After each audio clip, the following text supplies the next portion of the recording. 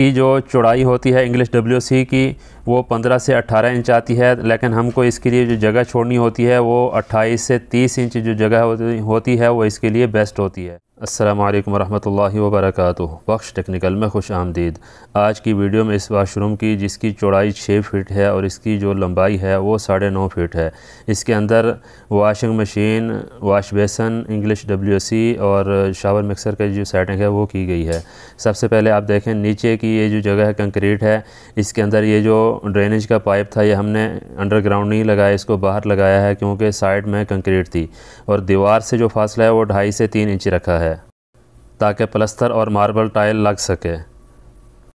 और ये 4 इंच का फ्लो ट्रैप लगाया हुआ है। इसी में से ही वॉशिंग मशीन का, वॉश बेसन का पॉइंट हमने निकाला है ड्रेनेज का, और उसी में से ही जो शावर मिक्सर है उसके लिए भी 1.5 इंच का पाइप निकाला है और इस जगह शावर मिक्सर लगना है।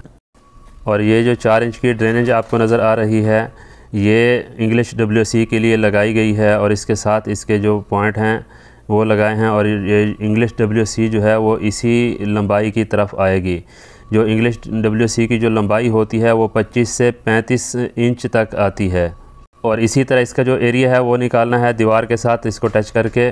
कॉर्नर से 35 इंच हम रख रहे हैं, 3 फीट मतलब इसी हिसाब से हमने 3 फीट कॉर्नर से आगे इसके लिए जो जगह है वो छोड़नी है।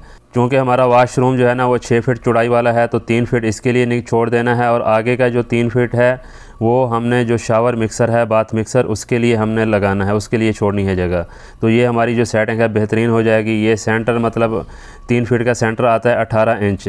18 इंच सेंटर करके उसके एक पॉइंट ठंडे का राइट पे और गर्म का लेफ़्ट पे हमने रख देना है, इसी हिसाब से जैसे आपको यहाँ पे नज़र आ रहा है।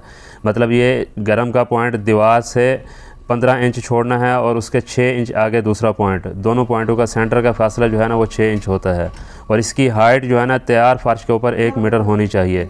और ये इंग्लिश WC के जो पॉइंट हैं वो दीवार से 6 से 8 इंच के फासले पे रखने हैं। और ऊपर वाला जो पॉइंट है मुस्लिम शावर का, और नीचे का पॉइंट जो WC की जो टैंकी को फुल करने के लिए है वो लगाया गया है। एक ही जगह पे हमने दोनों पॉइंट लगाए हैं और इसकी जो हाइट है वो 16 से 18 इंच तक बेहतरीन होती है। वैसे तो यहाँ पे जैसे आपको नज़र आ रहा है इस जगह पे WC आनी है और हमारा जो मुस्लिम शावर है वो इस जगह पे लगाना बेहतर होता, लेकिन यहाँ पे कंक्रीट है और जो पॉइंट हमारा बाहर निकलना था इसीलिए हमने उसकी जगह पे इस जगह पे इकट्ठे लगा दिया। और ये एक आपको मेन वाल नज़र आ रहा है, अंदर की कभी रिपेयरिंग वगैरह करनी हो तो इसको वाल को बंद करके आप कर सकते हैं। और इसकी जो चौड़ाई होती है इंग्लिश WC की वो 15 से 18 इंच आती है, लेकिन हमको इसके लिए जो जगह छोड़नी होती है वो 28 से 30 इंच जो जगह होती है वो इसके लिए बेस्ट होती है। तो यहाँ से 30 इंच मतलब 2.5 फीट यहाँ इसके लिए जगह छोड़ देनी है। उसके आगे हमने लगाना है वॉश बेसन।